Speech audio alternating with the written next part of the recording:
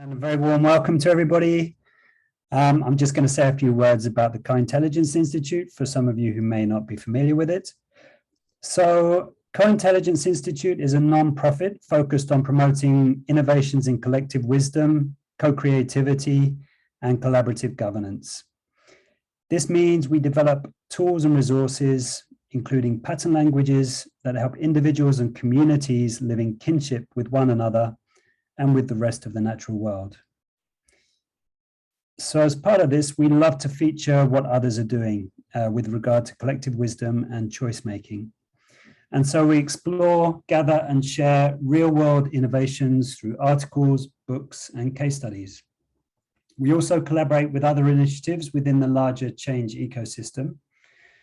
And while encouraging a greater understanding of the whole, we seek to both contribute to and learn from our collaborations. And last but not least, like on this call today, we welcome people into learning communities where we can all deepen our understanding of co-intelligence and wise democracy. We want to develop our collective capacity for wise relating and living well together. So I'll hand back to you, Rosa. Yeah, so these monthly community learning calls are designed for all of us to learn from and with practitioners who are on the leading edge of what we call real world co-intelligence. We want to highlight the work of these practitioners while also engaging in a collaborative process of reflecting and learning from experience. So this on-the-ground practice and experimentation is where co-intelligence theory and the wise democracy pattern language come from. Initially, as Tom says often, he, was looking for patterns amidst all of the wonderful work that he was tracking and following. So these examples from practice can serve to illustrate different aspects of the theory. And in turn, theory and the patterns offer us tools to generalize the insights that we gain from experience. So both theory and experience in co-equal relationship. So these facilitated calls take place every fourth Friday of the month, and they're open to anyone interested in co-intelligence. We encourage you to come back if you find it of value and to invite your friends and colleagues. Back over to you, Andy. I think there may be a little background noise there. If somebody's aware that it's yourself, could you please mute? We also welcome your donations as they help us make these calls freely available to everyone. And if you're interested in sharing your work as a guest practitioner on an upcoming call, please do get in touch with us and we'll see what we can do. And we'll be sharing a link for donations and another link for inquiries at the end of this call. Awesome. So in a moment, we're going to be introducing Nancy Glock-Grueneich, and Natalia is going to have the honor of doing that. Natalia is a board member at CII.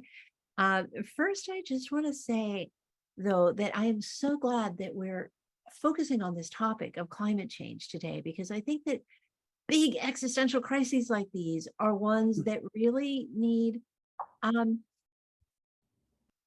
our co-intelligence in the form of community, dealing with these issues together with one another rather than worrying at home alone late at night without having anybody to talk to about it. So with that, I am passing it over to Natalia to introduce Dr. Nancy Glock-Grueneich. Hi, everyone. I'm so happy to be with you all this morning. I'm Natalia. I'm a board member of the Co-Intelligence Institute, and I'm so excited for our guest presenter, Nancy, today. So I'm just going to give a quick little introduction to and a bit about her background before we bring her forward. So Nancy is a social strategist and curriculum designer, really focused on connecting and supporting change makers intergenerationally, internationally, and across sectors to lean into a livable future using breakdown to achieve breakthrough. And she really highlights the demands of the planetary crisis to help force a truly wise democracy and its opportunities to elicit, enable, and empower us each to serve our higher purposes. She created a TV series, The Future We Need and How to Get It. She holds a Harvard doctorate in philosophy and education, and she spent 15 years overseeing curriculum and staff development for the then 108 colleges of the California Community College system. She's also worked in and with other countries, and currently she's focused on promoting and connecting emergent solutions that for survival and transformation, and developing resources and support systems that are useful for all of us who are doing this good work in the world. So we're so excited to have you today, Nancy. Yeah. Thank you, Natalia and Rosa and Andy. It is such a gift and blessing in my life to work with you and to work in connection with Tom's work, who is one of the wisest people speaking to these issues today. And I appreciate that more every year. And in fact, that's really, I was appreciating again how much your ways of framing things with wise democracy and the prime directive have helped me see patterns and better understand what it is I'm about, Tom. So thank you. I'm very much looking forward later on to our mutual conversation about what I'm presenting today. Let me bring up my screen sharing is disabled. Hold on just one second. My apologies. Bear with me for a moment. Nancy, you are co-host now, so you can screen share, and Natalia and Andy are making you co-host as well. Okay, you should be able to hold forth now. It's all set, Nancy. Thank you. Great. Okay. Let me bring this into presentation mode.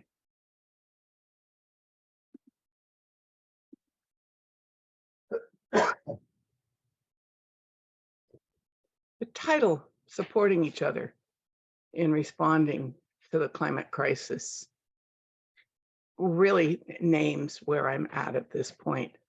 The last 3 years in particular in the movement have been a period of extraordinary and intense learning. 2019 was a year of a peak where the combination of Extinction Rebellion and other protesters around the world and nature herself was really, really bringing home the message, this is real. And we were processing it with increasing intensity and in very personal ways. And the eco-grief movement was getting going. And I'm putting this, that's the larger context. Right now, I'm putting this in the context of my own work the last few years. The phrase staring down the long barrel of the 21st century was the response I got from a man in his late 20s, a fellow activist who's actually here today, and I'm going to reference him later, Tyler Maldonado, when I was asking him to reflect on how he saw this world in these times. And it so struck me, staring down the long barrel of the 21st century. In 2017 and 2018, I'd been invited to do a TV series, and with my usual modesty, I named it The Future We Need and How to Get It. Out of that grew an informal network of people within reach. And what I learned from the TV series is it was a pretty good image of what a livable future might look like and how the solutions we already have were making it possible that we might, if we built on those. What was very weak in it, however, was the how we get it part, as people pointed out. It was hopeful what we might have, but very unclear how the heck we would get there. So that was what I really started focusing on between 2018, it was peaking in 2019. And meanwhile, I was getting more and more involved in 2019 with local strong leaders and activists, and also others working around the world.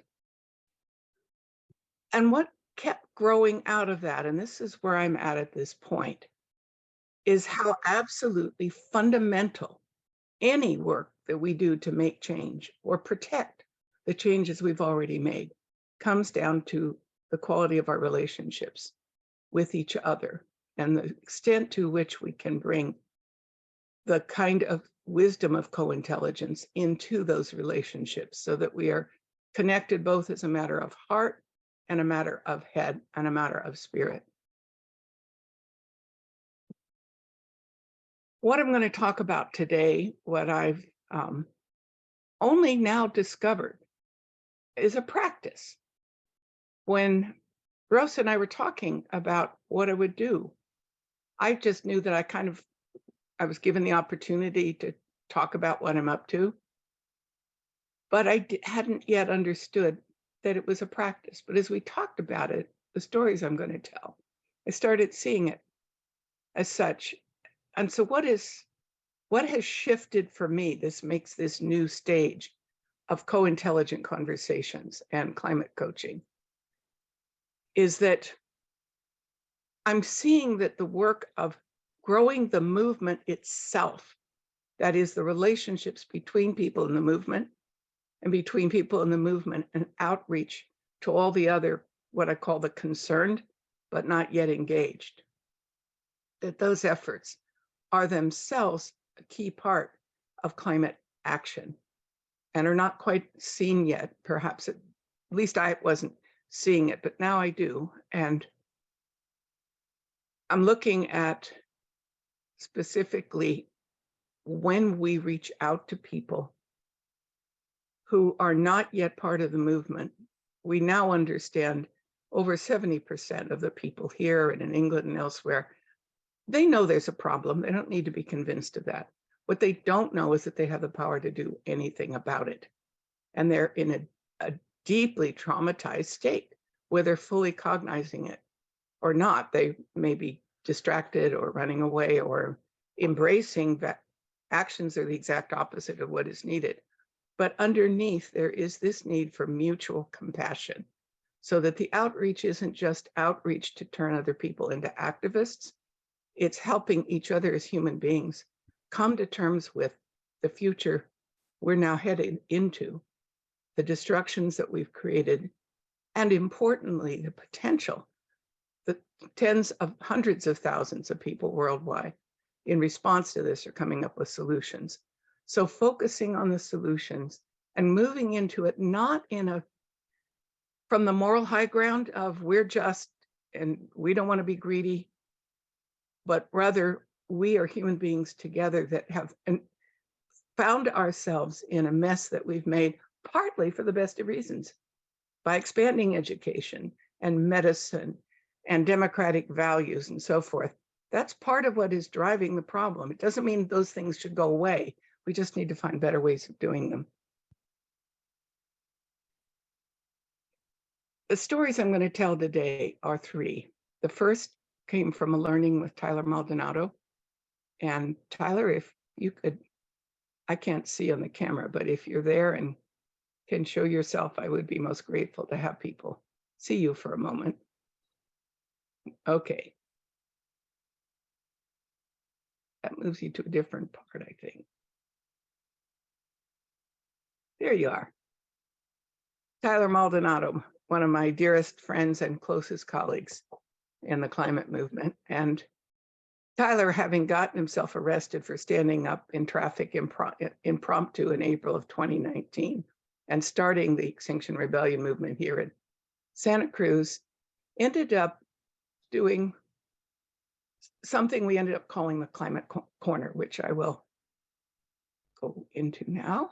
This is the Climate Corner. Somehow the city of Santa Cruz allowed Tyler to set up a tent on one of the main corners in town and invite people just to talk about it. He wasn't tabling, he wasn't promoting solutions, he wasn't telling people what they should think or feel. He was just inviting them to talk about what they knew and felt and thought about. it was fucking brilliant. You know, it was so simple and so right on. And it led him movingly more and more into being a journalist and a storyteller and a bard. We put together some things.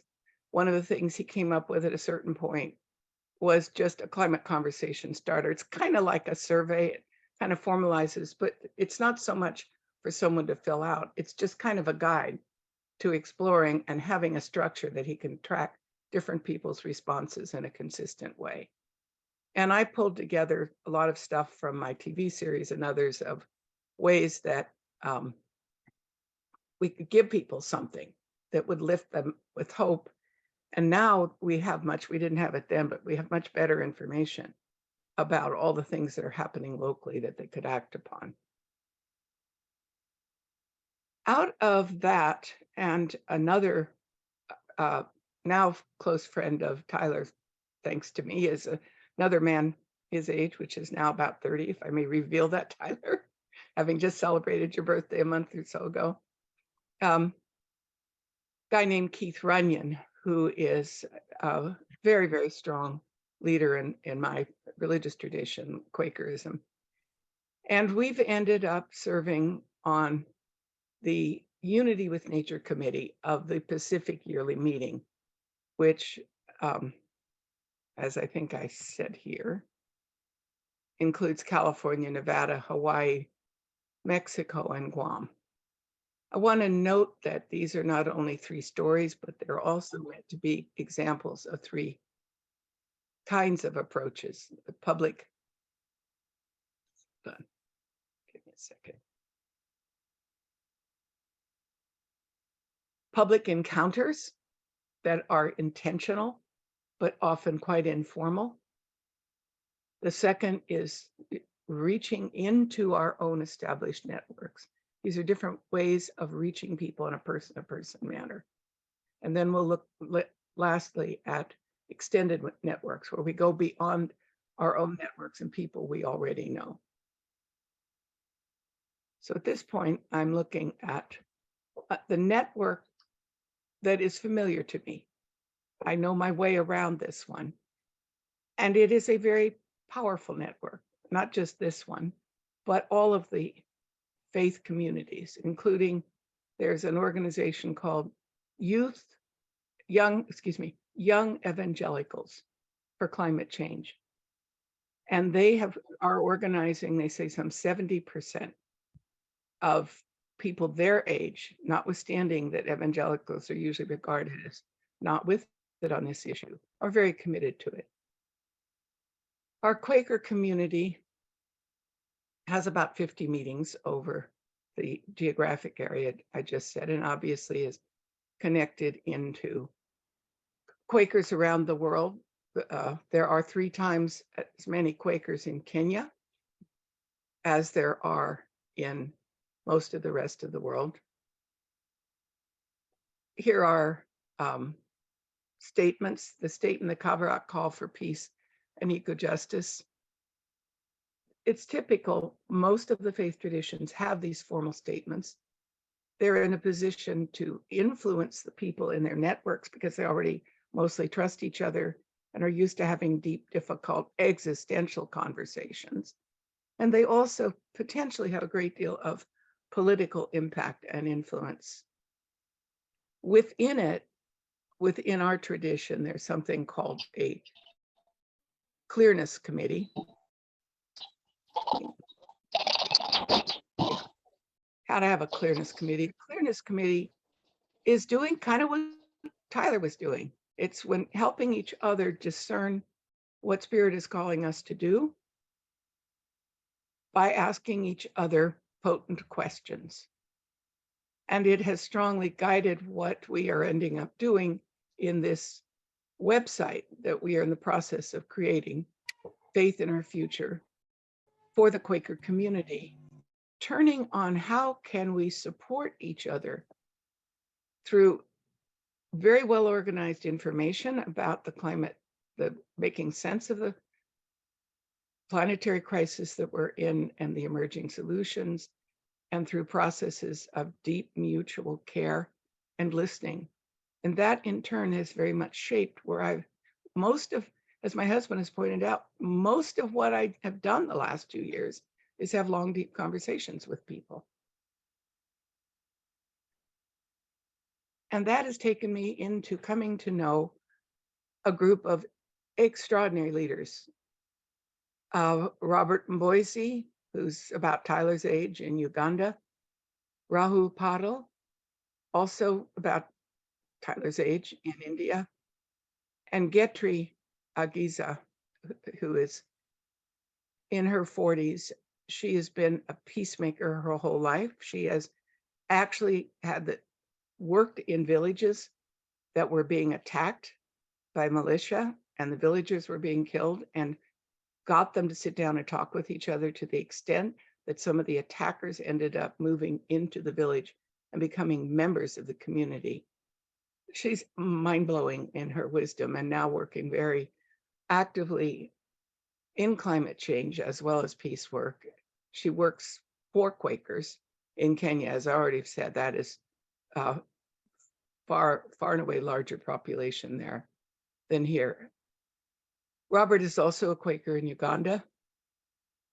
Robert, in addition to taking leadership in this newly formed Equatorial Voices group, has been a key element in an underground railroad rescuing over 2,000 gay and trans people and housing 7 young people in his own home to keep them, and almost died himself when a man he was taking was hung, and they beat Robert almost to death, and they rescued him. There is a group I'll mention next that came up with the money to rescue him. And Rahul, who is an untouchable in India, and working with the most, talk about marginalized, the most marginalized communities I've ever heard of, dealing with flood and drought. And Rahul is the one who has said people around him are dying every day from climate change, but they have never even heard the word before. So what has happened this past year, thanks to this group, Friendly Water for the World, which is based in Kenya. It's an American Quaker effort coming out of Washington State, working in Kenya, and have developed solutions to all of the immediate problems. It is a model for living sustainably close to the earth, even in the face of the worst impacts of climate change. And what has made it work, David Albert is the person who put this together over 30 years, is, as David says, this exercise that is put together by an American charity from abroad, or the United Nations, or USAID, or World Bank. This is us going into villages, sitting down with people, and just listening. And together, in what is a wise democratic process, arriving at what is most needed, and together inventing the solutions. And that's what has given rise to these. There are solutions in each of these categories.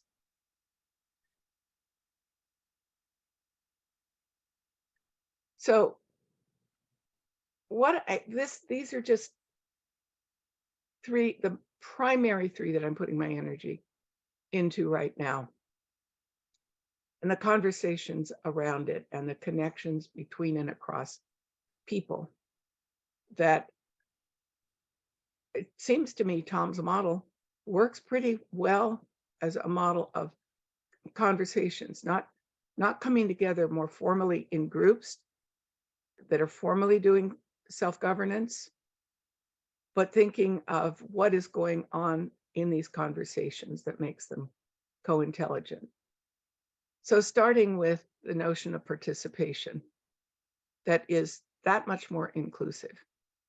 this is now pointing a direction for where I'm at with the climate movement, is that we are reaching out, connecting with each other, and recruiting across class lines, regional and party lines. That does not mean defining a third of Americans as benighted right-wingers who just don't get it, but rather reaching out to people who are struggling, each of them in their own way, many just to put food on the table, and who care very much about the things we care about, but using different language and coming at it in different contexts.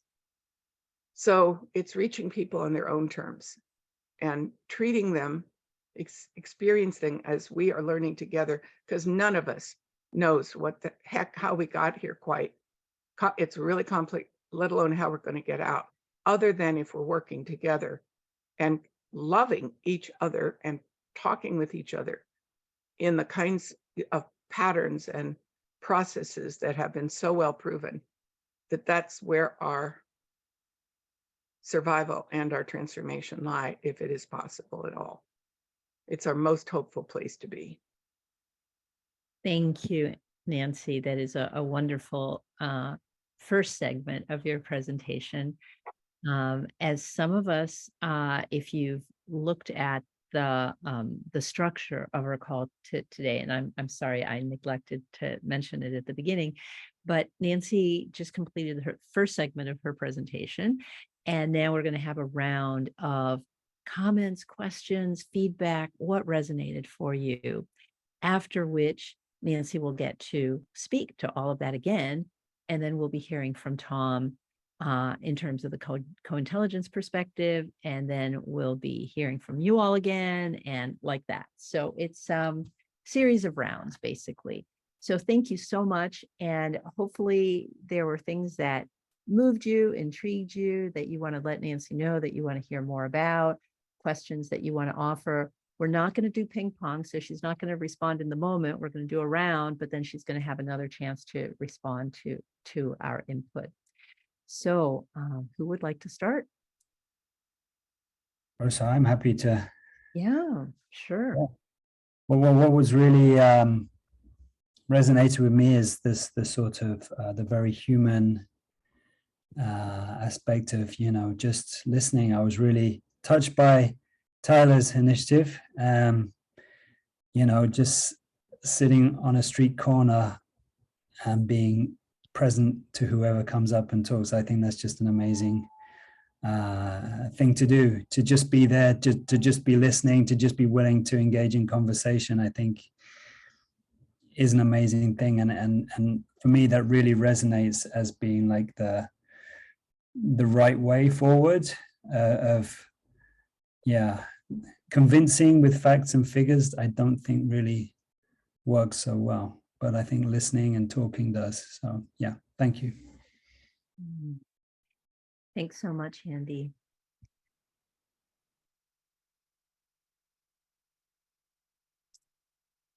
Charles, are your lips moving? I wasn't able to hear you.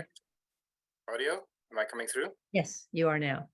Okay, I thought that was a good cue just to underscore, Nancy, what you said about Tom's model as a model of conversation, just to pick up on what Andy shared. So thank you so much. Thank you so much, Charles. As a model of conversation, or as a model that can be applied to conversation, right? Because it might be able to be applied to many things, but it is lovely to see it being applied to conversation. Yes, all right. Who else? Comment, appreciation for Nancy, for Tyler. I'll go next. Yes. Well, I'll follow suit. I got really curious when you talked about your own evolution of thinking about this work as the convincing to the listening. And I guess I was really curious about how that happened. I'm sure it wasn't overnight, but that's just something that's alive for me. And your husband saying that you spend most of your time in conversations. What makes me curious, or what I'm curious about that is, with who, and some of your stories told that. So it was very inspiring, the stories you told of different leaders around the world and illuminating those stories that I haven't heard before. So I was inspired by that. But I'm so curious to know like what these conversations look and feel and sound like, and what listening, what it actually means to you. These are questions that are alive for me. Peace back. Wonderful. Thank you so much for sharing your questions, Jenny. And usually Natalia or Andy or anyone else who would like to, we can take notes in the chat of the questions. We don't want to lose any of the questions. I'm also taking notes in my notebook here, and Nancy will be speaking in a moment to much of this. Who would like to go next? Yes, Margaret, and then Leona. Yeah, this has been a really powerful week for me, and Nancy, you just contributed to it on the knowing and in my head as I say these words to connect all this around the co-intelligence. But as you mentioned, the combination of head and heart and spirit, that is so essential. And Monday, I was at a talk by Lisa Slotkin, who's running for senator in Michigan, and she was emphasizing the need. She didn't talk about spirit, but she talked about addressing from the heart and conversations in the heart and then the head. So, and I volunteer at local grade school, and I see what they're teaching kindergartners in first grades about teamwork and listening and taking deep breaths and setting into, they don't use the word spirit, but in my history, that's a way you connect to it. So I'm just excited this week to see these different places where this deep sense of its heart, head, and spirit that we need to come together, and to have this opportunity to then tie that into the vocabulary, the intention, and the primary directive of co-intelligence is something I'm very excited about this morning. Thank you so much, Margaret. Yes, Leoma. I'm intrigued by the redefining or reimagining the power circle. How the ways that heart, mind, and spirit, and just the whole question of approaching power dynamics in a different way, with different ways to imagine the power sources instead of our normal way of doing it. So that's what I'm bringing into. How to imagine power sources differently. Thank you. Yes, who would like to? Oh, yes, Natalia. Yeah, so I would love to hear from you, Nancy, if there's time for this when you're responding, what you would recommend, like given your experiences and in exploring how to engage with people who maybe don't have a sense of agency or capacity or even a lot of awareness in depth of what's going on or what they might do to help. I would love to know what you might recommend as like a first step or a way to start to engage, given what you've experienced, and also what you might recommend for how those of us who might already be, climate activists in some form or more informed, how we would work with or discuss or engage people in our lives, like our friends, community, family members who maybe don't have that level of awareness or engagement, so that we can continue to sort of like spread and share. Given that I think a lot of what you brought up was so right on, that it really starts with the empathy. And I think that can be really difficult. It can be easy to want to maybe tell people what they should be doing or you know, step into a role of informing. So I'm really curious if you like what tips or approaches you might share around that. Thanks so much for the good questions, Natalia. Yes, Penny. Thank you so much, Nancy. Beautiful summary. I mean, so much in there to unravel. But one of the things that brought to mind was deep canvassing and the Santa Cruz booth. I forget what you called it. That is like a brilliant idea, and it struck me as having some similar elements to deep canvassing, although without a particular endpoint necessarily. I mean, yes, it does have an endpoint, but much more broad. But I'm curious, what you might bring together around deep. I'm sure you're aware of deep canvassing, and like what similarities there are to that and what the potential is for that, because there's this whole momentum and training. I think is it People's Action, I think, is doing a lot of trainings, and probably others. So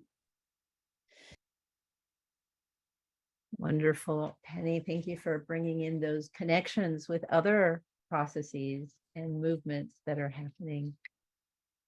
Yeah, so we have time for a few more. Don't be shy, or be shy and speak anyway. I can just speak what I wrote in the chat, which is just to hear anything more about the Clearness Committee. That sounded really fascinating. What I wrote was help discern what spirit is calling us to do by asking potent questions. And it's also guiding this website. So thank you. Awesome. Thank you, Charles and Jennifer. I saw you wave. Would you be willing? Were you interested in sharing a comment or reflection? Yeah, I'm of course, it's so great to see more, Nancy, of the work that you're doing and the people that you're involved with, and as always, amazing. And I'm not sure quite how to formulate the question, but I'm sort of sitting with like almost wanting the stories that weave together the power, participation, and knowledge. Like I'm sort of curious about sort of connecting more of the stories with the model that you've put forth, because I think it's so important. And I'm sort of bringing in, there's this podcast, Outrage and Optimism, which is fantastic. And they had this whole series on climate perfection versus momentum, and sort of these different sides. And where they ended up getting to was a lot about that, yes, the activists are doing one thing, and then there's insiders trying to do this other sort of system shifting thing. We need both. And so much is about how do we, the movable middle that they call, like, everybody else who isn't necessarily prioritizing this right now. And I hear you talking to that in the, sort of like both the recruitment across class and then sort of developing climate empowerment at agency. And then I'm really interested. I know this is not a very clear question, but I'm interested in hearing more stories that connect those in terms of sort of Natalia's question of how we engage and support the people who aren't in this right now and don't know how, and then how do we support that into moving into the sort of collective work that we need to do.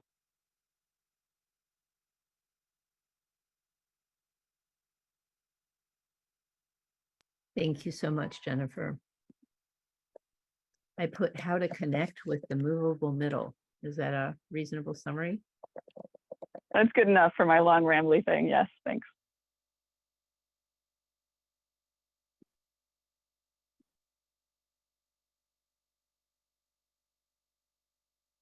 Yeah.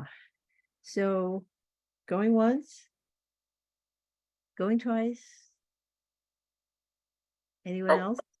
A tiny thing, maybe just because it relates to some experience that I also put in the chat earlier, that I joined a session with Jem Bendel, Deep Adaptation, and a whole group of climate coaches. And so anything to expand on the climate coach scene phenomenon, because I was new to it until I jumped into that world then. Thanks.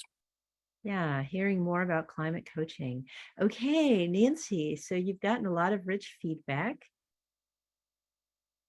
You've gotten a lot of rich feedback and input and My questions. husband, who is rapidly changing the top half of what he was wearing so he looks presentable, is also going to has a question. Okay, Actually, it's a comment. My husband, Ray. While listening to this particular presentation and the feedback, I felt inspired to imagine a new experiment, which I think I may be able to bring about. We are in a gerrymandered Democratic congressional district. And what I'd like to see, if I could do so, is to get the Republican challenger, the Democratic incumbent, and a Green Party activist to make a presentation that will not be a matter of competing debate or debate on their respective political positions, but really just a listening forum in the Pajaro community that was devastated by our atmospheric rivers, and to hear people who have had devastating loss to their homes, etc., and to see if these three political voices could unite in just listening and not campaigning in such an event. Thank you. Thank you so much, Ray. Okay, back over to you, Nancy. Wonderful, wonderful questions and comments. And what a fascinating idea that my husband Ray just came up with. I'll have to explore that. In a few minutes, I'll go back to my slides, because the next piece on the slides were a number of resources that are really good in addressing this. And I'll talk your way through it, but I want to pick up on Natalia's question, which was resonated with what a number of the rest of you said. The things that I have experienced so far in trying to do this kind of outreach, first of all, I'm definitely moving the middle. I'm not talking right now about going out to the most hardcore opponent to these things. In that arena, the first thing that always comes to me is change the subject. The issues around these things have been framed by the media, by political campaigns, and are consciously or inadvertently designed to polarize people and focus mostly on the wrong issues. And we're already scared out of our minds underneath. And fear shows up as indifference or numbness, or as my neighbor said, just a conscious desire, intention to not listen to the news, just to survive. And fear, as we know, shows up as anger, and the loss of meaning can show up as grappling for meanings that are at the opposite end of what is needed. But they're handy and they express the fear and the anger. So in Catherine Hayhoe's work, and others have said, you know, just start, the classic thing, start where people are at.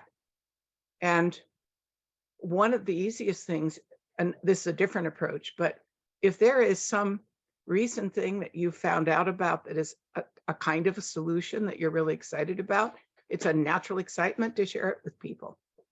And primarily leading with solutions. And inviting, kind of backing into that, you can readily, people often express their despair. Kind of a shoulder shrugging, well, what can we do? It's hopeless. So exploring the experiences they may have had that connect them with possibility. I'm thinking of a conversation I had, a very generous conservative took a great deal of his own time to hang out with a bunch of us lefties and talk out with us what was needed from his perspective. And he said, conservatives care about community hugely. They see community as the healing mechanism for other things, and they want to preserve it at all costs. So issues of resilience and preparation, things that call for kind of a patriotism and caring about your community and rescuing, those are very palpable. And another conservative that I was speaking with, I had invited him because he was open to it. And by the way, if you're doing group things that are not just casual conversations or where you start, is what I call the bridges. The bridges are people with other perspectives that normally wouldn't be in dialogue with you, but are willing to give it a try.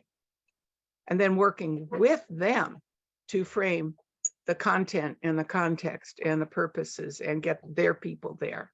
So I was doing this. I was reaching out to this one fellow who was a member of, who was actually a climate interested in solar vehicle, in e-vehicles, and involved with us in Citizens Climate Lobby. So he's partway there, but he was a member of a very conservative congregation. And so I said, could we bring our different traditions together to talk with each other? And his reaction is, why talk? Why don't we just do something together, like feed the poor, and then we can talk while we're doing it? Which led me into don't build bridges, cross bridges, but build barns, because barn building is one of the old things that people, it doesn't matter if we disagree on everything else. It only matters that this particular thing is something we can both get excited about doing, that we value. Another thing we're doing here are green drinks once a month. And that was partly an effort of younger people to say, we don't want to talk doom and gloom, and we don't particularly want to be talking politics, but going out and drinking together on a Friday night and maybe having some bit of new information there, especially if it's upbeat, that can happen. And so as an example, the last green drink I went to had, if we had time, my God, would I show it to you, the most extraordinary game, eco game, that the guy inventing it turns out to be right here in Santa Cruz, someone I knew and didn't even know he was doing this, that, as he says, will reach 3 billion people. And Paul Hawken's son looked at, Paul Hawken didn't want to be bothered. He said, I don't do games. And my friend's response was, yeah, but 3 billion people in the world do. And so he put him together with his son, who said, this is the best game design I have yet seen in this field. So that came out of having fun together. I think I better stop there. What other Great. questions did I miss, Rosa? You have about 10 minutes. I'll read through the questions in the chat. What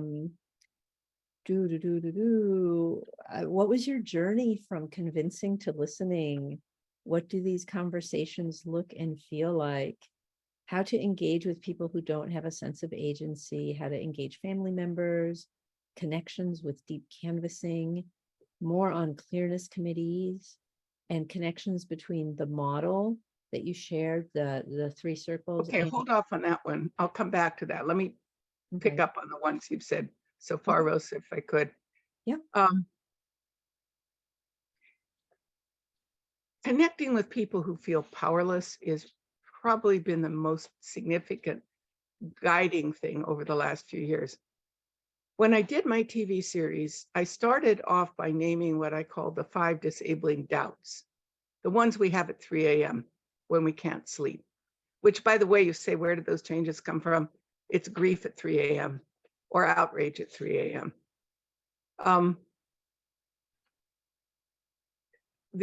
Hold on, lost my train of thought. Give me a second. Yeah, let me start with that. One of the really important things is eco-grief work, which tends not to attract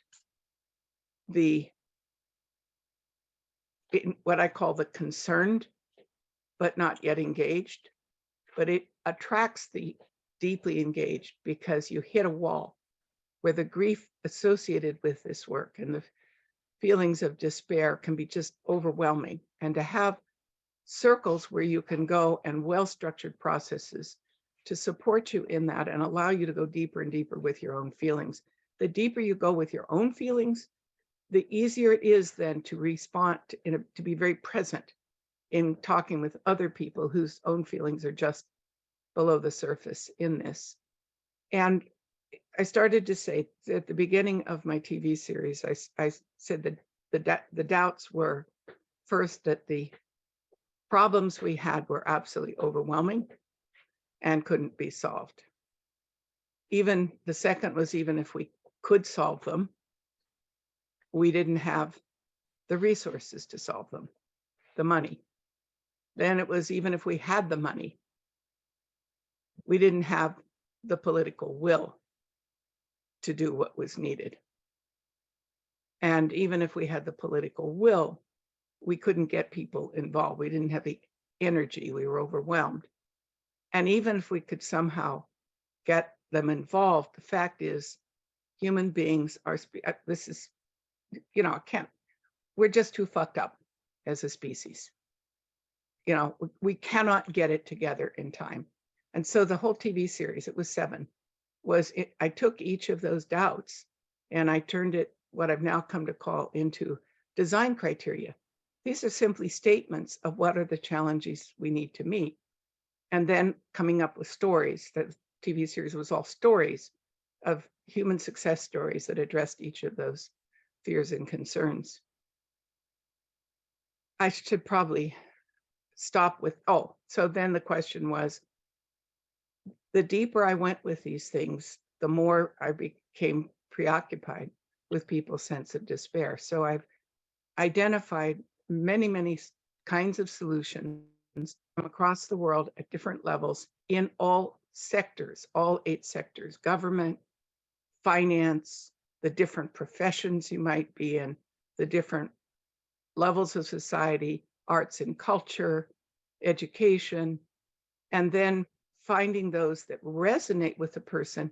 First of all, saying the problem with the climate, it's not just climate crisis, it's a planetary crisis. It involves a whole more than climate change. You all know that, but it's this huge thing, and it really is huge, and it's all interconnected, and it is a systems problem.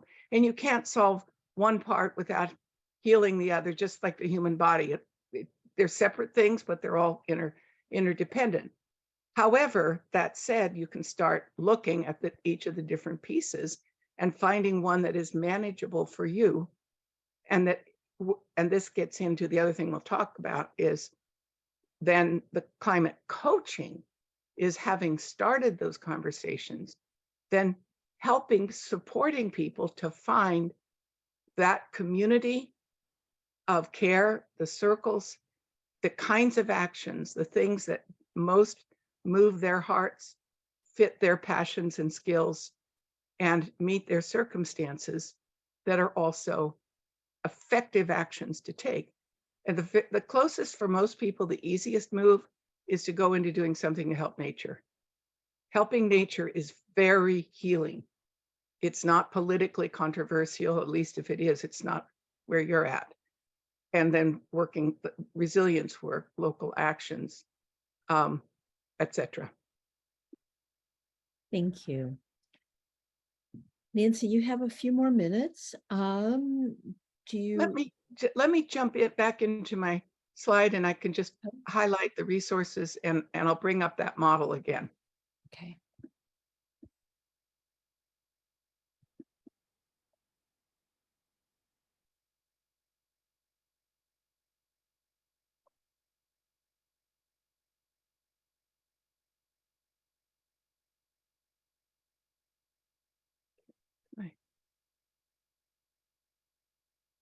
Get to the part that allows me to. Okay, going back to this. So what we're talking about right now is climate empowerment. How do people gain a sense of agency? And I'm going to suggest by finding that thing that they can do, and the knowledge and solutions I've pretty well talked about, bringing them together in a very highly structured way so people can readily find what is most helpful to them, and in formats that it's hands-on. They turn around and use it for themselves, or in many cases, I'm mainly targeting climate leaders and the tools and approaches they need to in turn reach other people and move their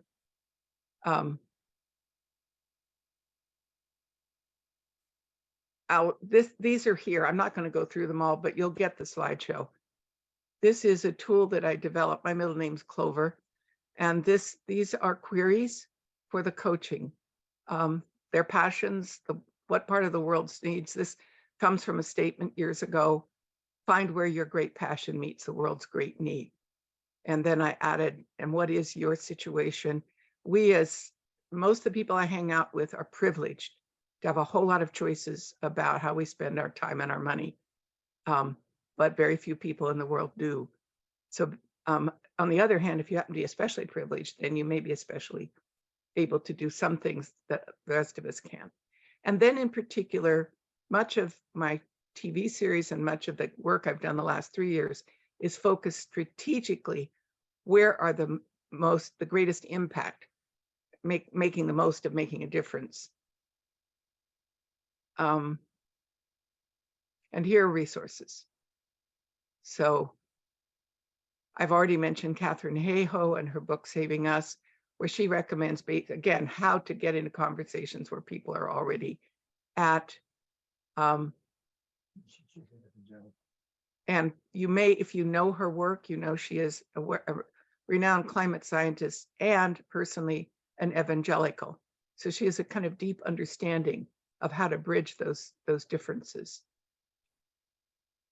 And she works with, among other things, Yale has the Climate Conversation Project. And here they have sorted out using all the survey data and a lot of experimentation with what kinds of messaging work. So here's a summary of these different, where people are at in the US. And I've been working a lot also in England with the now emerging Climate Majority Project that partly grew out of XR and its leadership. And very similar data come out in the research they're doing. And there's not time to get into these right now, but these are 3 very good background books, one of whom you might know the author, just possibly, Empowering Public Wisdom. Empowering Climate Action was an effort of a whole bunch of citizens, educators, to pull together a response to a requirement of the United Nations and the Paris Agreement, that every country come up with a plan for empowering its citizenry. We were at the time, our President Trump had taken us out of the Paris Agreement. So they pulled it together on their own. And when Biden came in, he accepted it as public policy so that we could go to COP26, having at least done our homework on that one. This is another Brit that I think Andy Paice is friends with, John Alexander. Very much a statement of empowerment. And there are other resources of that kind out there. Lastly, I won't go into this very much, but I've developed kind of a model. I call it a climate journey, which is a growing term, recognizing this is kind of goes from the, oh my God, the OMG experience. Once you really get it, then what starts happening to you. This is partly describing phases people can go through, and it's partly just a guide for identifying the various aspects of your own changes as you're interacting with the world. And lastly, I'll just zip through this, pointing to many of the resources that address each of those phases. This is from the Regeneration website and Drawdown's work. This is whatever your local community is, getting in touch with all that's going on there. Oftentimes that mapping effort is hugely needed, and it's pretty straightforward. And this is the game I talked about, the Earth Island game. And this is a brand new thing fresh out from Drawdown. I haven't even read it yet. I can hardly wait to look at it. It's their roadmap. And lastly, here's my own, these are the things that the different places where our strategic actions are most urgently needed now. These are the emergency actions. And this is the longer term, how each of the 8 sectors in our society, what are its contributions and the different kinds of actions appropriate to each. And this last is just more in-depth context setting for what I've been talking about. And I'm done with the slideshow. Thank you so much, Nancy. And I heard you say that you're planning on sharing that with all of us here so we can all delve into your models more deeply, write to you, contact you with questions, comments, etc. Thank you, thank you, thank you. And so now we have the 15 minutes of monthly fame, Tom, where you get to offer your perspective from co-intelligence. Like, what connects for you when you see and hear what Nancy's been up to in terms of your own models and principles and patterns? In the past, we've often had people share the patterns. We may share them in links just on the chat, or we may actually share them on the screen. I don't know what people are up for now, but while Tom is speaking, just illustrating some of those patterns that he's pointing to. So are you up for this, Tom? I'm seeing you look a little quizzical. Can't hear you. Yeah, I'm ready to go. Awesome. Yay. Looking forward. Often, and usually I do this in terms of the wise democracy pattern language and the prime directive. So I'll be doing that here. And while Nancy was talking, I was collecting different patterns.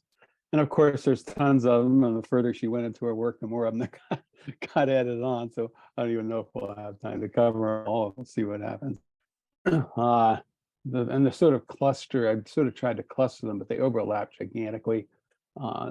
Given that climate is the main central focus, the nature first pattern, the sense of the primacy of nature in all of our different, if we do not acknowledge that we are embedded in and dependent on and impacting nature, we're not going to make it. So the sense of climate is a big part of that, and the deep time perspective, which climate also evokes.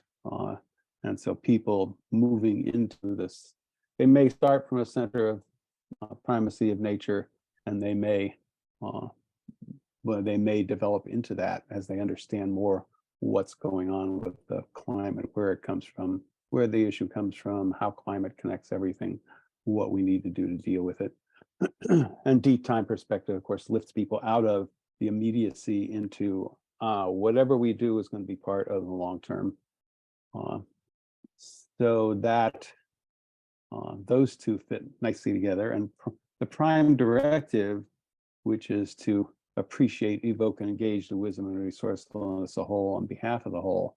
And one of the issues in applying the prime directive is what's the whole? And the sense of Nancy starting with the whole people, who is a whole person? I'm going to need to get out of this so I can look at my notes, but that's okay for you to share with others. It's just such a beautiful image. I just had to show people the first pattern. That's fine. It covers my notes when the screen takes over, so I can go. I can't talk without my notes, I'm afraid, at this point.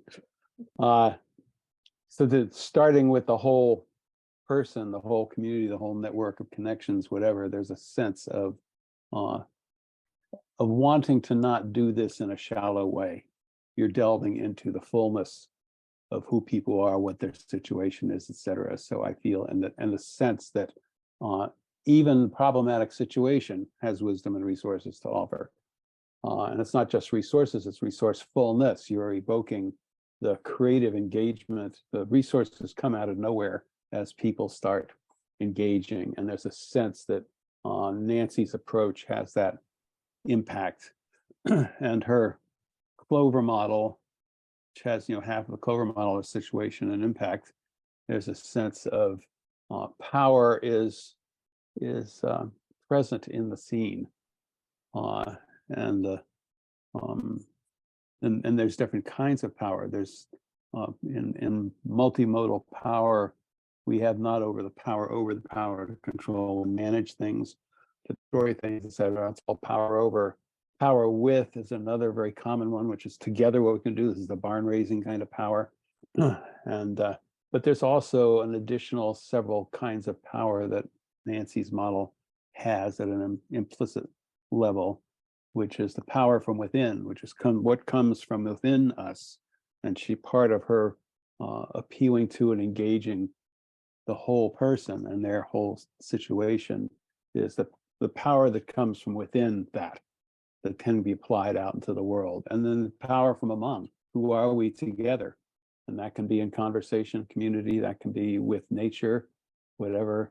And those kinds of power can be gathered together and applied in a power with situation to actually impact what's going on, which is moving towards a power over kind of dynamic, but engaging all of those in a multimodal arrangement. And my favorite pattern of all in my pattern language is the using diversity and disturbance creatively, and it's really clear how Nancy is doing that. Okay, so we're about to destroy the world, guys, so let's dig into what that means and start doing some creativity with it, I think, and using the different people's perspectives, etc. And the working with feelings is another pattern, the grief and despair, and there's a tradition of that. Joanna Macy was my first person to do that kind of work, saying inside that that grief and despair is caring. If you didn't care, you don't feel grief and despair over the fact that everything's going down the tubes. But if you do care, that's evocative. You can get rid of the deal with, digest, heal the emotional struggle that comes from your caring. The caring is kind of released into potential action. That was part of Joanna Macy's healing. There's a sense of whole healing. Our healing ourselves is part of healing the world. Our healing the world and our communities is part of healing ourselves. There's a sense of needing to heal the larger whole, the smaller whole, the universal whole, whatever, that is part of the whole healing rather than just fixing things. And that translates into whole life. There's a wholesome life learning pattern also, which is the sense that we do this all the time. And that when Nancy is stimulating and creating the possibility of the people she's engaging together in learning over long periods of time. It's not something you do and it's done with. It's not, here's an educational program, get through it.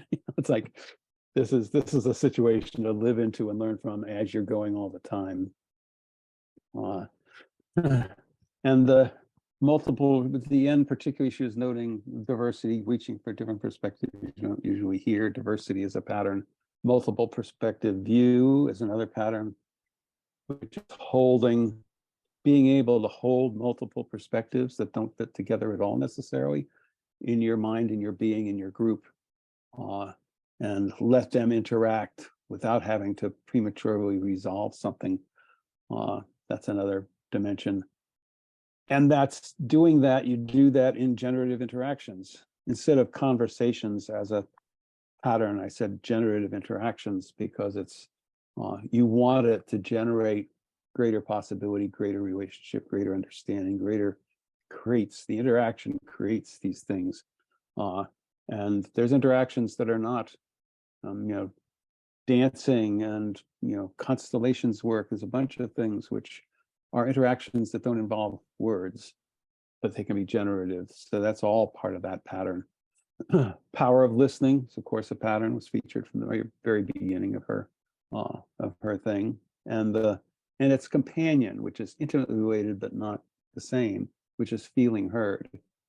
You can listen in a way that people, you are listening, you are gathering whatever they're saying, you're getting whatever they're saying, but they not like feel heard. And when they feel heard, and sometimes people can feel heard without even being listened to. I remember seeing a bag, a plastic bag that had "thank you" written on it. It was from some Chinese restaurant, plastered by the wind against the fence, and I felt thanked. Even though there's nobody there, it was just a plastic bag. These two are independently variable. They're usually together, but not, totally. And feeling heard, there's a relaxation of belonging, of companionship, sensibility about when you feel heard. So it has its own power.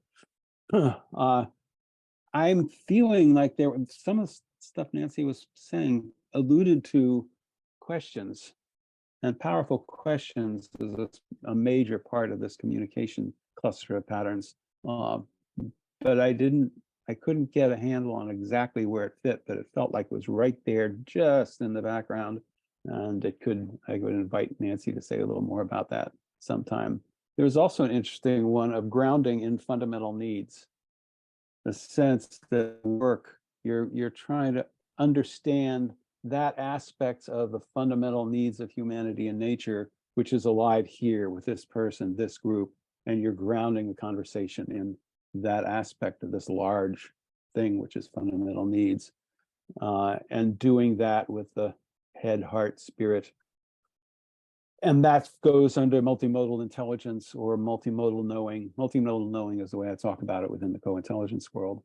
And multimodal intelligence is the way I do that in the wise democracy world. But that sense that there's many aspects of us that we can delve into, understand more of, and with, being able to understand more with different kinds of knowing, and to engage with the world in that way, because different people are grounded in different forms of knowing and learning and communicating, engaging, and being able to do that with them. Nurturing social capital is a pattern that sounds very abstract, but it's basically about relationships within groups and relationships between groups. And both of those, and capital in the sense that capital is something that if you have it, you can get more of it by investing it, by using it. So relationships, you can build the potential power of relationships by building relationships. And you can use those relationships to build other kinds of things. So that the sense of capital as a source of generating moreness of things. And social capital is that relationship. And Nancy talked about the within the movement and between the movement and the world, which has social capital. It's called bonding capital within a group and bridging capital between groups. And she's talking about both of those in the sense of partnership culture, which is we're all together building the actual label on the picture on the card. Partnership culture is barn raising, so it fits. And people, there's a felt agency pattern. The people are feeling their ability to act in the world and make a difference in the world, and she's calling forth that.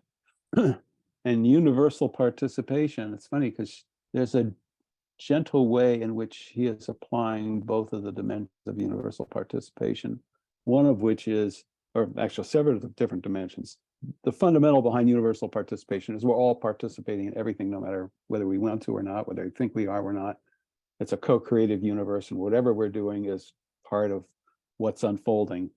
But part of that is understanding that if that's true, blame and shame and things like that are really not appropriate engagements.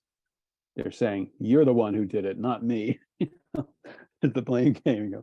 No, and Nancy also wanting to expand participation. That's another interpretation of that card. Yeah, and there's a little cluster quick of where the solutions come from. The possibility thinking is a pattern. Proposal and outcomes emergent is a pattern. Appropriate technology, the friendly water part of appropriate technology, is it appropriate to the people as well as to the situation? People co-creating solutions and using people's life energy where they feel they have a contribution to make as a well-utilized life energy is another one. And I know from my clock that my time is over. There's a few other ones, but that will do for now. Thank you, Tom. These monthly, yeah, really, it's like a jazz performer just kind of doing a virtuoso flash through all the patterns that you've been hearing and whatever our presenter of the month happens to be doing. So, wow, thank you. Charles is saying that he missed the second to the last. I might have gotten all the others though. That was great. Yeah, that was awesome. Proposals and outcomes emergent, appropriate technology. Maybe. What was the outcomes emergent? Sorry, maybe that was it. Proposals and outcomes emergent. Thanks. Pattern 66. So now we're going to the second and final round of participants. After hearing all that from Tom and Nancy's second round, any thoughts, questions, comments, insights, anything you might wish to share?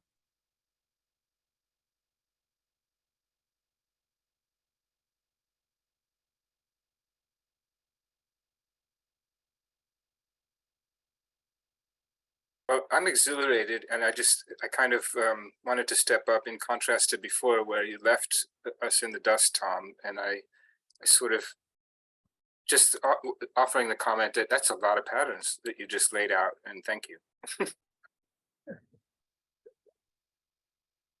I'm glad you could follow it to a certain extent, because it feels like it's sort of overwhelming, cluttered, and all the rest. So I don't know how it's received. So I appreciate the feedback. I got into position with 2 monitors and a lot of screen real estate. Yeah. Yeah, and Tom, I just want to mention I had a very interesting experience the other day. I was listening to a thing by Martine Carcassonne on deliberation.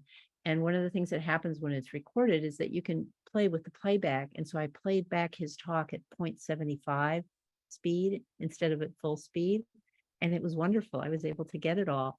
So that's one of the fun things that we can do by recording you, is we can play you back at different speeds.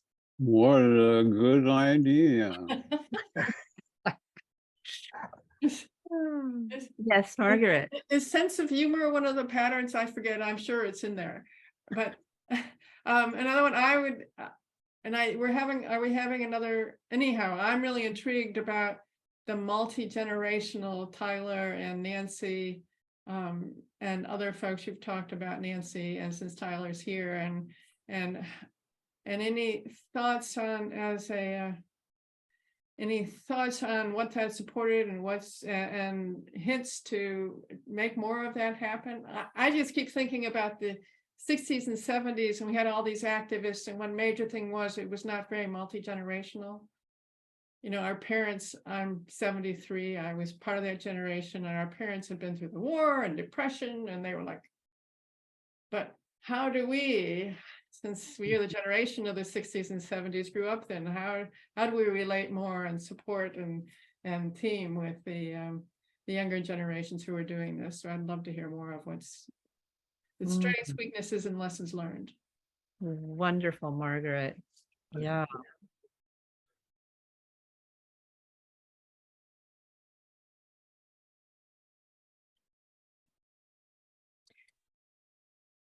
Maybe it would be appropriate in this time slot.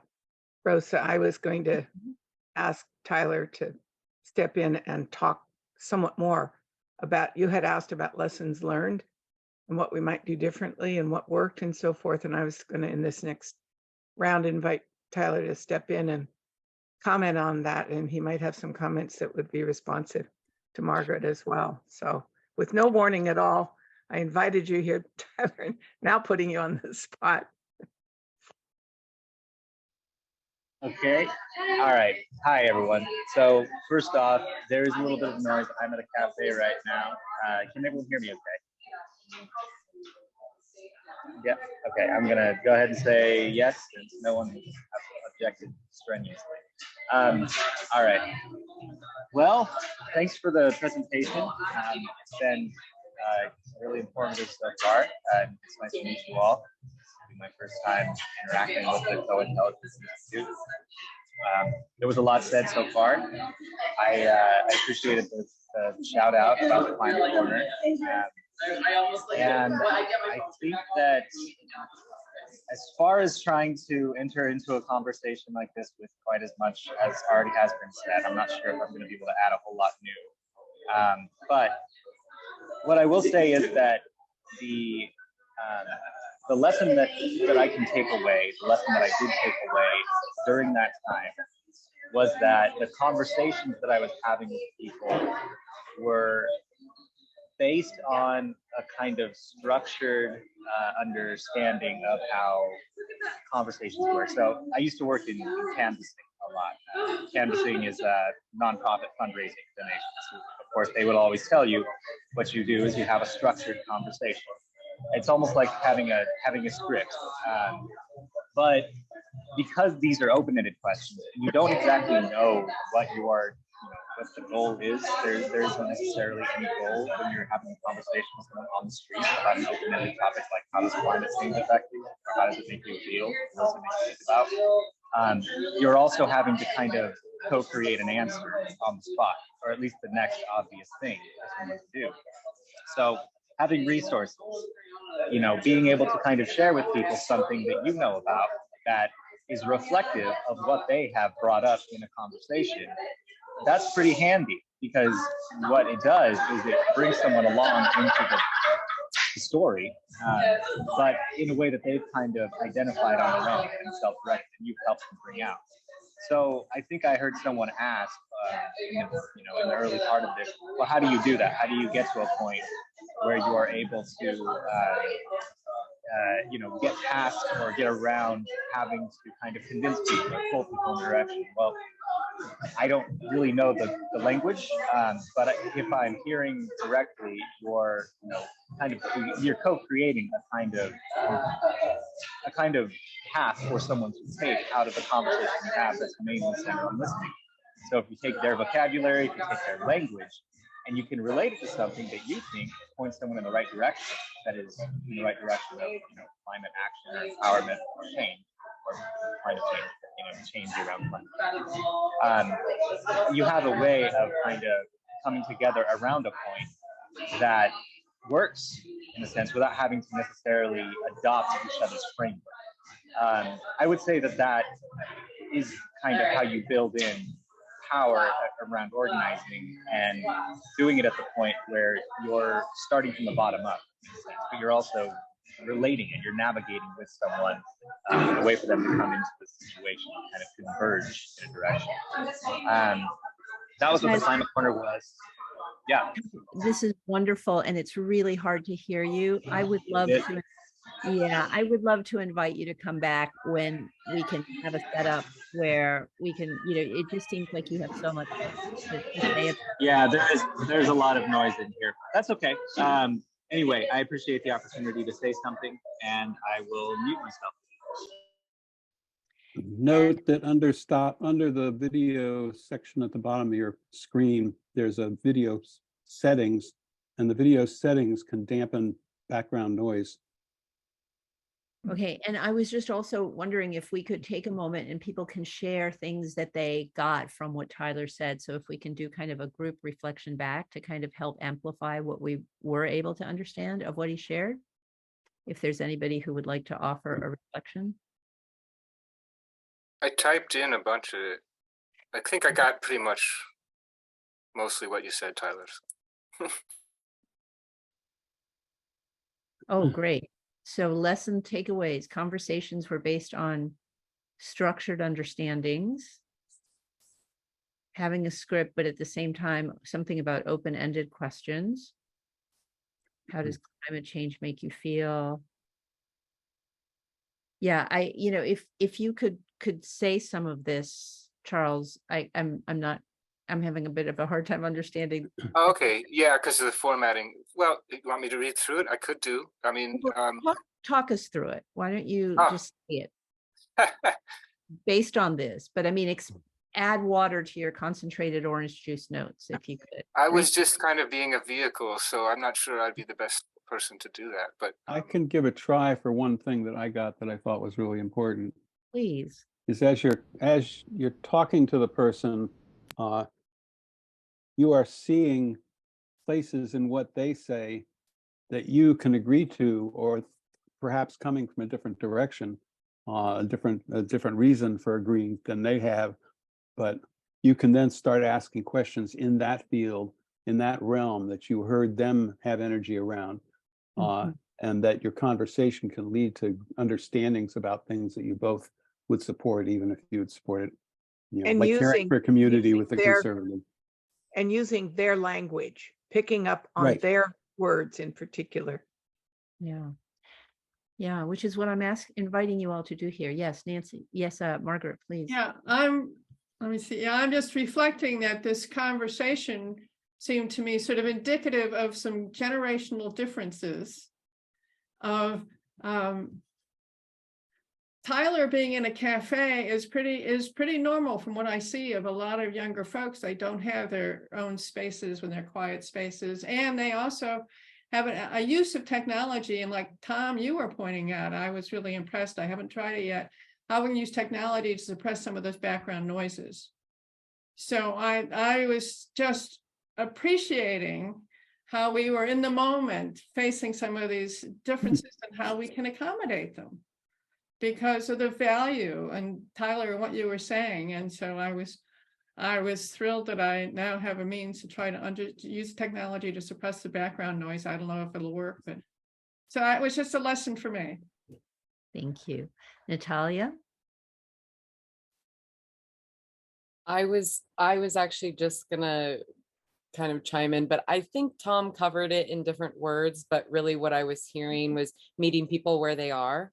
That's part of using their language, or like resonating, finding areas where you can resonate with their experience and what's really important to them, and the building the barn. Rather, like, you don't have to come from the same worldview or set of priorities or insistence on how things are, but if you focus on what's an action or an area where another person might be really passionate or engaged or be able to do some work, and starting there with like what are those actions that that we agree on and that we think are really valuable and important.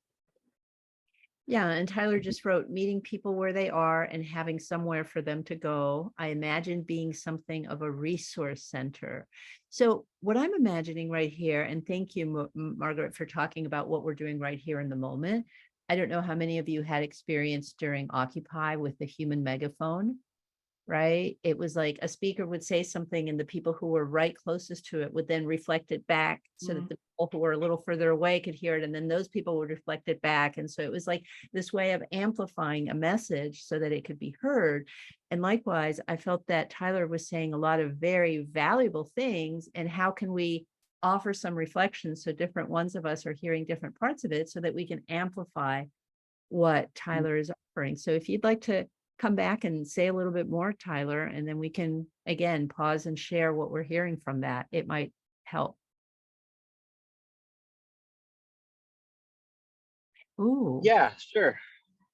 And I just did write in the chat what I would think as being, you know, something that would relate to, I think, what Margaret was just saying. Yeah,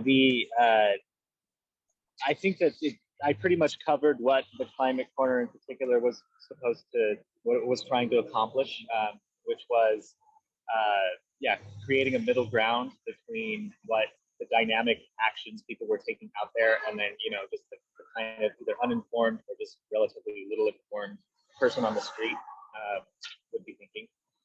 And it was a good exercise. There were others too, but I hope that some of these practical experiences give a little bit of color to the overall vision I think that Nancy was putting forward, which I think aligns pretty well. So I think, as far as I'm concerned, I don't necessarily know if I have anything else to offer out of my own, you know, out of just that history. So I'd like to throw it back to Nancy and just let her say what she thinks about it and go from there. Okay, wonderful. Well, we are in a participant round, and I noticed that I'm sorry, I can't pronounce your name. I don't know how to pronounce your name, but Porrick. Excuse me, what was it? Porrick. Porrick. Okay, so it looked like you were wanting to unmute yourself and contribute, so please. Not really, no. No, I've just been listening, and it's been yeah, there's a lot to take in terms of actually all of those dynamics. I definitely would listen to Tom's piece in slow-mo when I get the opportunity, because I need to study some of those patterns, but it makes sense on so many different levels.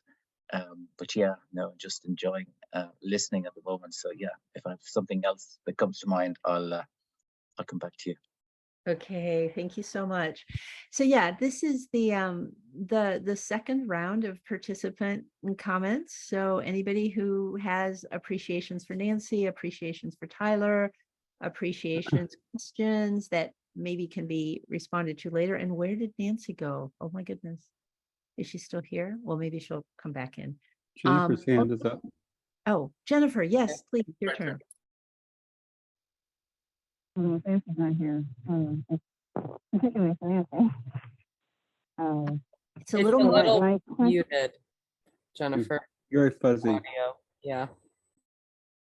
Your phone is not working. So Is this better? Yes. Yes. And is Nancy back, or is she still gone? She's here. never left. Okay. So I'm particularly interested, at the conversation about people using their own language and, us using their language. I'm curious because Nancy, some of these calls are with people who who are doing really good work in the world, but aren't particularly familiar with Tom's work. And Nancy, in contrast, is deeply familiar with Tom's work and deeply involved. And Nancy, I know you found Tom's work quite valuable. And at the same time, you are developing your own frameworks and ways in the world that relate to, intersect, are distinct from Tom's. And the question that I have is, I'd love to hear from you, what is it in Tom's work and frameworks or whatever it is that are most meaningful to you in informing the work that you're doing and that you have shared? And I'd love to hear a dialogue back and forth between Tom and Nancy at some point in the future about Right. that on both sides. The format that we had thought, which we can change, was that at the end of this second participant go round, which was supposed to only be 15 minutes, but it's extended a little bit, that we would right now be moving into a fishbowl conversation between Nancy and Tom, or whoever the presenter is. Yeah, so that we can easily do that now. And I just want to see if there's anyone else who wants to offer a comment. Maybe further prompts for Tom in regard to this statement of Nancy's about the conversational model, if you feel like if that resonates or you want to expand it all on that. Thanks. Awesome. Great prompt, Charles. So now over to Tom and Nancy to take it away. I would love to hear both key things that Nancy has taken from my work and the things that she felt were inadequately covered in that work, or that speak to her particularly, that she has highlighted where she sees the uniqueness of her work that might inform further developments in mine. Check. That's a small request. Typically small.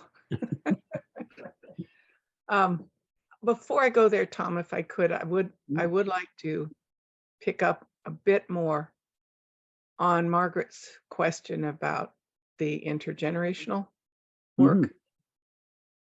Part of it is most of the activists I'm working with these days, not all, but many of them, are the age of my adult grandchildren, i.e. Tyler's age.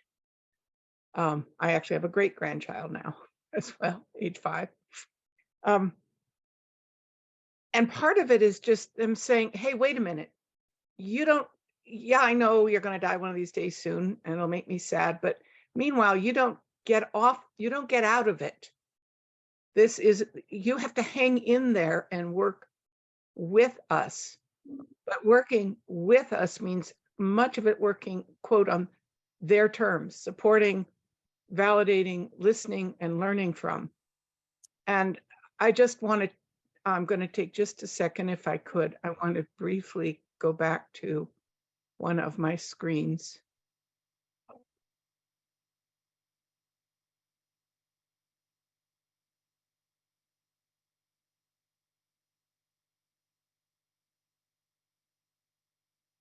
computer's doing something.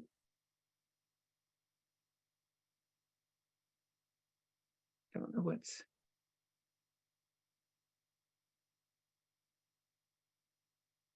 Well, this may or may not be. Can you see? Try the escape button, maybe, just to, I don't know, get out of where you are. That could help. Yeah. Are you seeing my just like the top part of your menu bar, it's not really showing what you want, I think. The page is your slide presentation, but it only has slide 8 in the upper corner of the actual slide 8 being shown.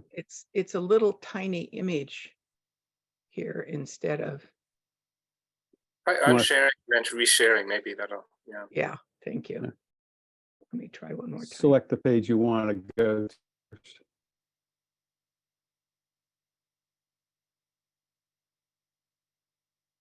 Huh. No, it didn't work. Okay, well, that's not, so let me forget about that. What I wanted to say is the 3 African leaders I was talking about, one of them, Robert Mboisi in Uganda, has this dream. He wants to create what he calls hope stations in Uganda. And a hope station, as I understand, is very much what Tyler was doing. It's a place where people can come together, talk about what is happening, and the Equatorial Voices group is reaching out to their climate activist peers around the world in equatorial countries to talk to each other, support each other, and learn from each other. And I am learning so much from them. I am turning to them as leadership because they're not in despair. They are in passionate action, taking care of everything they can. And with this same model in a way that Tyler has come up with. So going back to the intergenerational thing, Tyler asks the best questions of anyone I've ever met in my life.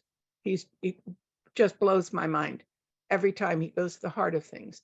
And I think going into it with a sense of mutual learning and listening and love and support seems to be, and it's kind of accidental. It just kind of networks its way out and through. And as a practice, what kind of blows my mind, and I would have asked you if we had more time, is it's all accidental.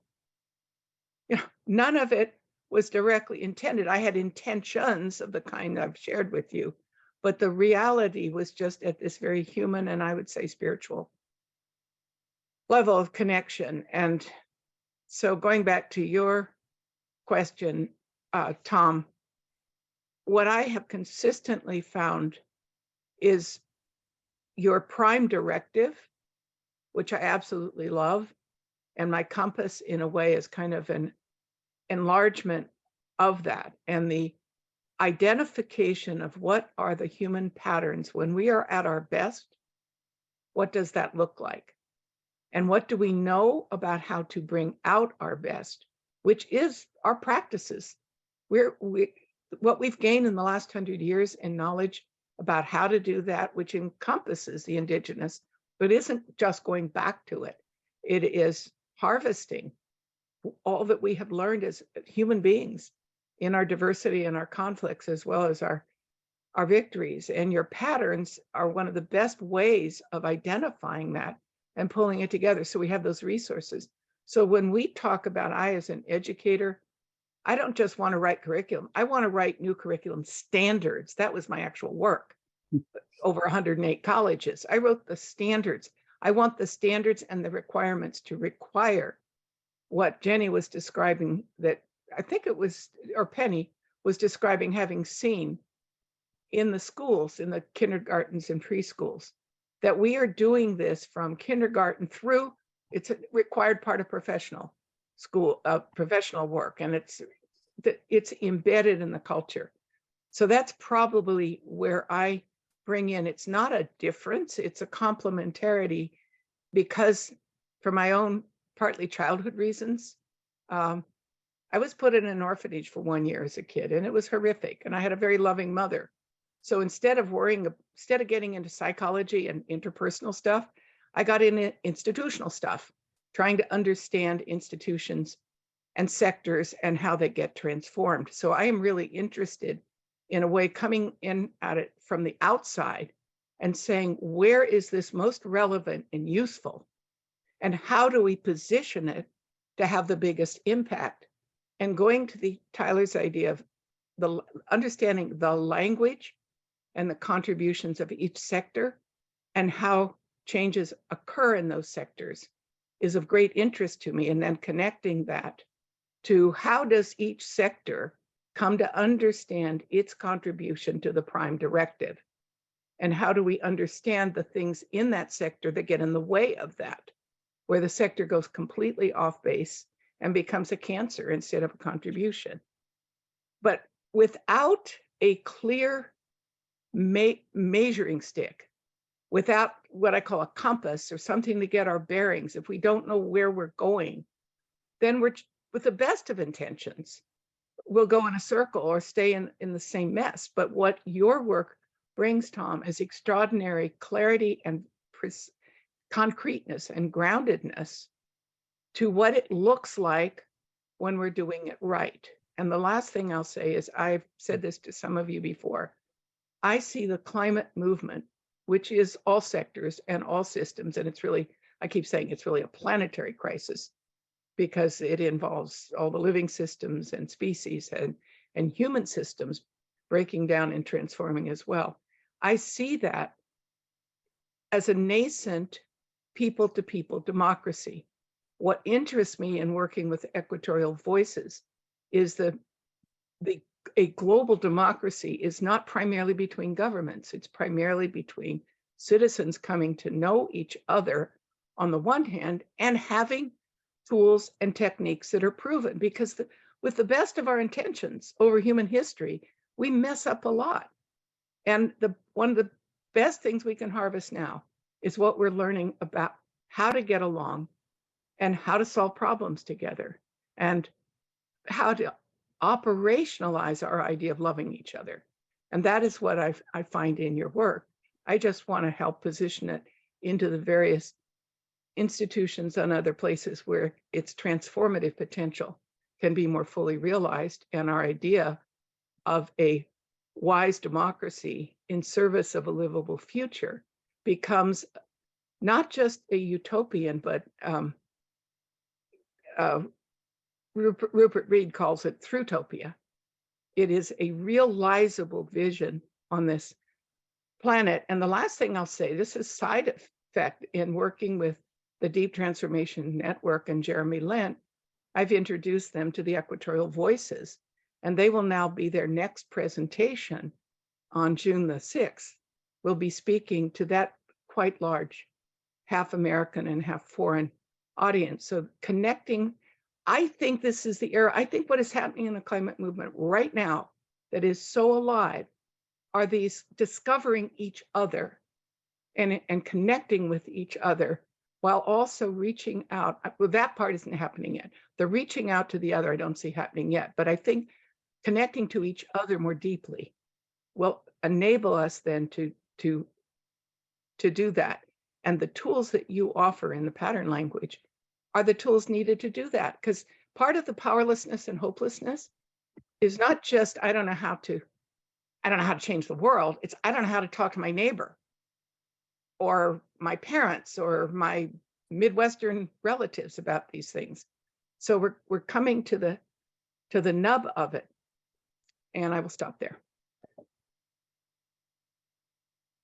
Thank you, Nancy. Thank you, Jennifer, for asking the question.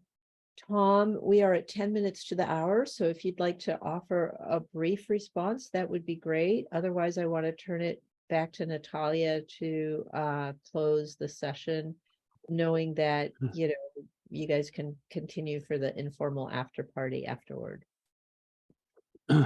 Yeah, what Nancy said has just provoked a little deeper understanding of something I was talking with a friend of Martin's yesterday that is revolutionary, and I'm just touching base with it.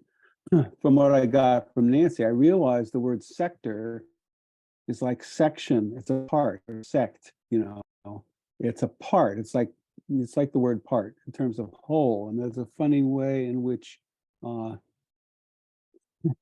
each sector is serving a purpose, and that underlying that purpose is underlying the sector is the purpose, and underlying the purpose is like needs, and there's something deeper that's going on than the sectors.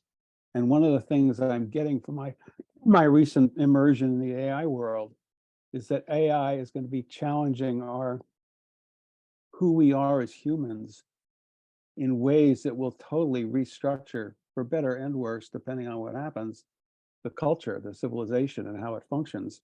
And I could foresee, if we did really good progress over the next 10 or 20 years, that sectors per se would no longer exist, that there would be something that is something about active caring and co-creation and co-learning that is happening in new ways that are finding their way to work together. Part of the conversation was, we think in terms of government, and I've been trying to ease that up into governance as a function for managing our collective affairs. And then I realized that managing is a power over thing.